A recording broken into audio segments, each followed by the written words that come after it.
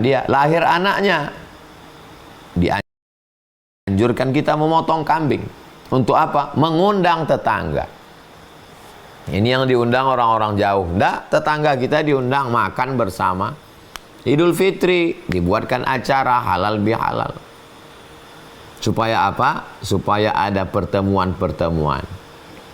Pertemuan malam Jumat, pertemuan subuh Rabu, pertemuan petang Jumat, pertemuan anak akikah, mendoakan barakallahu laka fil mauhub, semoga Allah memberikan berkah pada anak yang dikaruniakan Allah, wa syakartal wahib, kau menjadi orang yang bersyukur pada Allah, wa ruzikta birrahu wa balagha asyuddahu, kau dapat anak yang berbakti dan anakmu ini sampai usia dewasa. Menikah anaknya, datang kita, barakallahu lakuma wa baraka alaikuma wa jama'a bainakuma fi khair.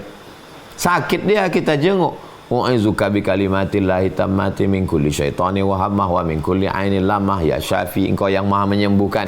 Ya Kafi, engkau maha mencukupkan. Ya Mu'afi, engkau maha menyehatkan. Isfi mardana, sembuhkan saudara kami. Mati dia, kita ziarah ke kuburnya. Assalamualaikum ya ala diyar minal mu'minin wa inna insyaallah bikum lahiqun yarhamullahul mustaqdimin wal mustakhirin. Datang kita ke keluarganya, takziah. Kedatangan kami ini tak dapat menghidupkan yang mati, mengembalikan yang hilang, tapi paling tidak menjadi setawar sedingin, menjadi pelipur lara, menyiram air dingin ke hati yang kering kerontang. Innalillahi wa inna ilaihi raji'un. Bapak ibu sayang, tapi ada yang lebih sayang lagi, yaitu Allah Subhanahu wa taala. Alladzina idza asabathum musibah, orang-orang beriman kalau datang musibah qalu innalillahi wa inna ilaihi raji'un, kami ikut berbela sungkawa. Isna'u ta'aman li ali Ja'far, meninggal tetangga kita, bawakan air minum, buatkan makanan, karena orang meninggal ini sudah menyibukkan mereka, tak sempat dia memasak. Buatkan teh manis besar, kasih es batu, antarkan. Buatkan sarapan, buatkan makan, antarkan. Kami tahu kau susah hati, tak sempat. Ini tak sanggup memasak, belikan air kotak galon, serahkan. Begitu yang diajarkan Nabi SAW. Isna'u ta'aman li ali Ja'far, buatkan makanan untuk keluarga Ja'far, li'annahu yusghiluhu. Jadi kalau ada orang komplain, kenapa orang mati kalian makan-makan? Ini bukan makan-makan bahagia, makan-makan menolong orang susah, tak sempat dia masak, perutnya lapar, maka kita kasih dia makan. Iya, tapi kalian makan harta anak yatim. Mana ada orang makan harta anak yatim? Dari dulu kita udah ada tradisi, di depan rumah tuh dibuatkan baskom, baskomnya ditutup kain, yang bawa duit dimasukkannya duit ke dalam biar jangan ketahuan berapa duit dia kasih, yang bawa beras dimasukkannya berapa kaleng susu ke dalam, maka di dalam bercampur beras itu sama duit, berasnya dimasak, tukang masaknya siapa? Tetangga di belakang. Beli ikannya, beli sardennya, beli ayamnya, itulah duit itu dipakai. Begitu ajaran dari zaman dulu sampai sekarang. Kombinasi antara agama dengan local wisdom. Zaman dulu orang buat rumah itu tidak membawa tukang. Saya masih kecil, masih mengingat bagaimana bersama tetangga keliling ikut mencacakkan tiang rumah, kata orang Melayu. Menegakkan tiang rumah, ada yang bawa pisang, ada yang bawa teh, ada. Jadi orang merasa memiliki. Itu rumah kau itu dulu, aku yang menegakkan tiangnya. Orang sekarang dia panggil arsitek, dia panggil tukang, tak mau tahu lah salam wala kalam. Tak ada rasa memiliki, tak ada rasa persaudaraan. Makanya kalau momen-momen pertemuan yang ada itu, yang dikatakan sebagian orang sebagai perbuatan bid'ah, karena terjebak pada sampulnya. Maulid Nabi, Isra Mi'raj, nuzul Quran, tahlilan, yasinan, itu hanya casingnya saja, isinya momen pertemuan. Jadi banyak orang terjebak pada namanya ini, yuk robah aja namanya apa? Silaturahim. Sama macam orang tak mau makan ikan, kasih dia ikan, saya tak mau makan ikan. Tuan rumah ini cerdas, dibawanya ikan itu ke dapur, di blendernya, dicampurnya tepung, kasihnya bawang, digorengnya pakai telur, habis itu disiramkannya kuah cuko, diminum, dimakan, sedap ini. Itulah ikan yang kau tak mau tadi. Makan ikan tak mau, makan pempek habis 3 piring, ikan juga lah itu namanya, ikan yang diolah. Jadi pertemuan kita itu daripada ngobrol tak tentu arah, ngalor ngidul, bagus kita duduk membaca Yasin.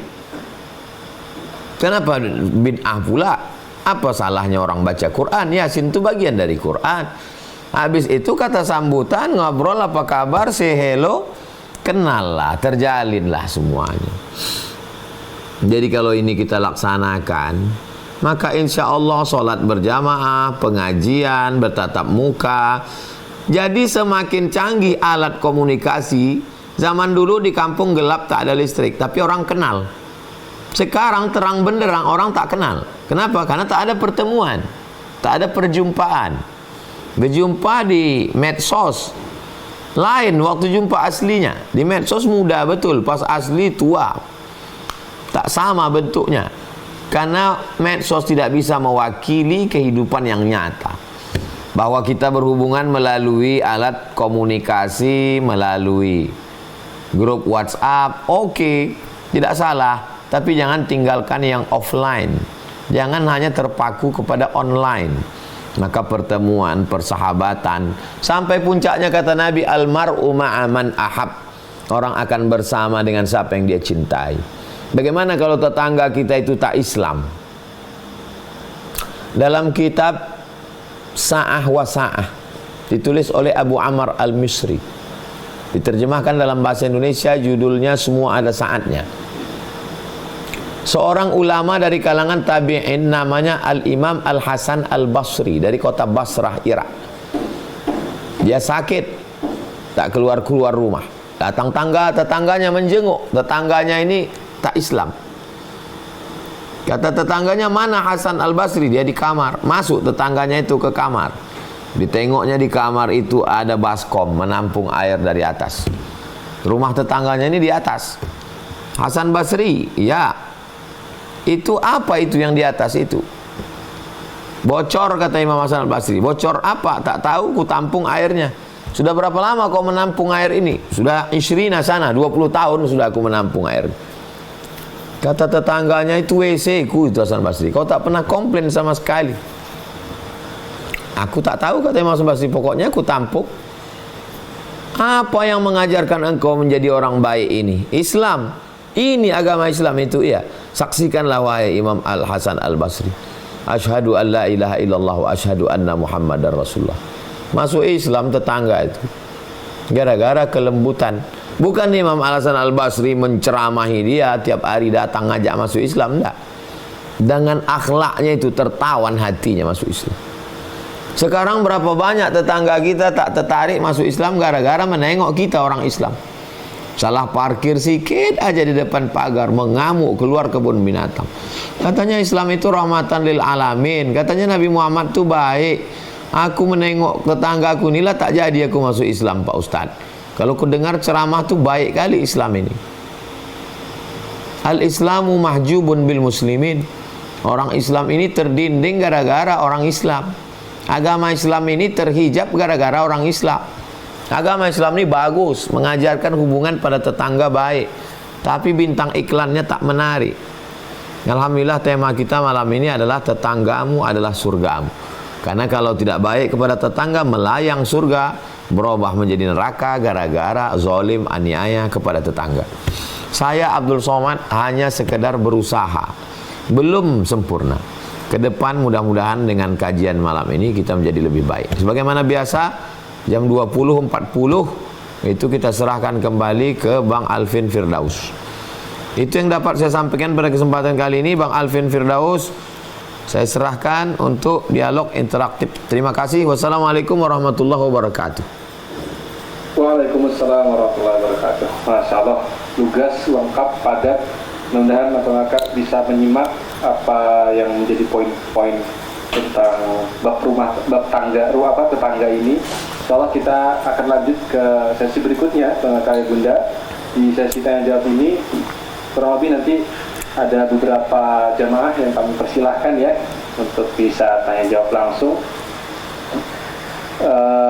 Sebelum itu kami ingin menyampaikan informasi. Jadi bagi abang kakak yang ingin bergabung di grup WhatsApp, kami sudah menyiapkan grup WhatsApp untuk program Hijrah Bersama UAS ini. Nah, linknya kami sampaikan di kolom chat. Silahkan untuk yang belum bergabung saja ya, cukup untuk yang belum bergabung. Jadi kalau yang sudah bergabung di grup Hijrah Bersama UAS, itu tidak perlu bergabung lagi. Klik linknya nanti akan langsung tertaut menuju grup Hijrah Bersama UAS. Klik linknya. Baik, Masya Allah. Mungkin dimulai dari dialognya dari sebuah hadis yang kami temukan, Ustaz, bahwa Rasulullah itu saya baca sebuah hadis, kalau kita masak itu dianjurkan untuk memperbanyak kuah supaya tetangga itu ikut merasakan juga, Ustaz. Dari hadis tersebut, apakah ini menunjukkan bahwa seorang muslim itu memprioritaskan tetangga di bab sedekah, kan? Karena kami juga menemukan di Quran surat Al-Baqarah ayat 215 juga bahwa berbunyi yas'alunaka madza yunfiqun qul ma anfaqtum min khairin falil walidaini wal aqrabin. Nah, wal aqrabin di sini apakah ini juga disebut sebagai tetangga, Ustaz? Baik.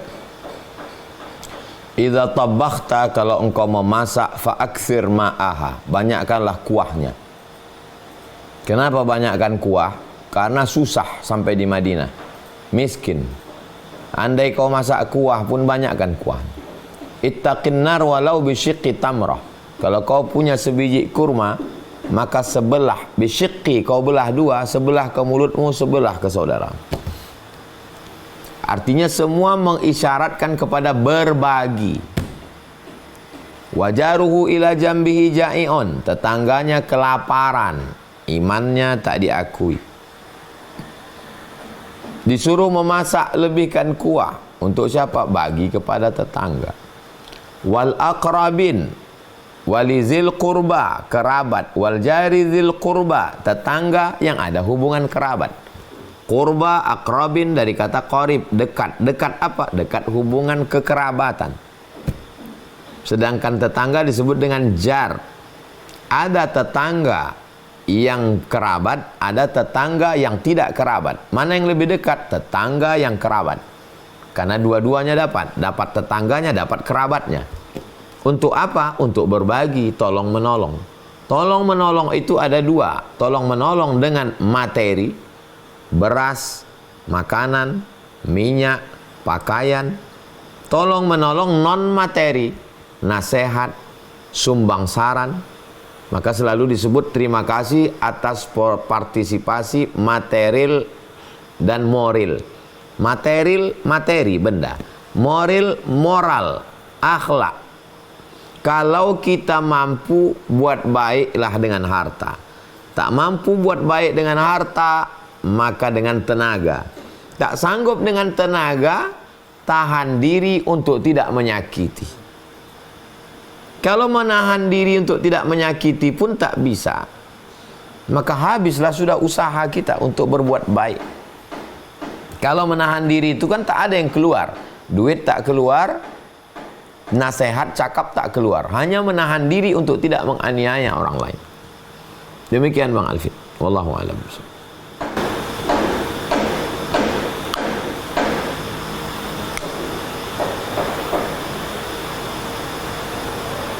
Mikrofon Bang Alvin masih mute. Apa Ustaz? Baik, satu lagi pertanyaan Ustaz. Tetangga ini kan kadang punya dua mata pisau, Ustaz ya. Kadang ya alhamdulillah kalau kita bisa berjumpa dengan keluarga tetangga yang baik hati gitu. Tapi ya nauzubillah, andaikan kalau kita ketemu dengan tetangga yang kondisinya itu agak toksik, misalnya mengganggu, nauzubillah lah. Seperti apa sikap kita sebagai seorang muslim, Kak, dalam menanggapi tetangga yang seperti itu? Apakah ya tetap berbuat baik saja, atau bolehkah kita misalnya bersikap acuh tak acuh mereka, ya sekedarnya saja lah, karena memang orangnya atau ya orang yang kita maksud ini cukup menyakiti kita gitu, Kak. Wa jazaa'u sayyi'atin sayyi'atun misluha. Perbuatan buruk maka balasannya buruk juga. Perbuatan jelek balasannya jelek juga. Perbuatan jahat balasannya jahat juga.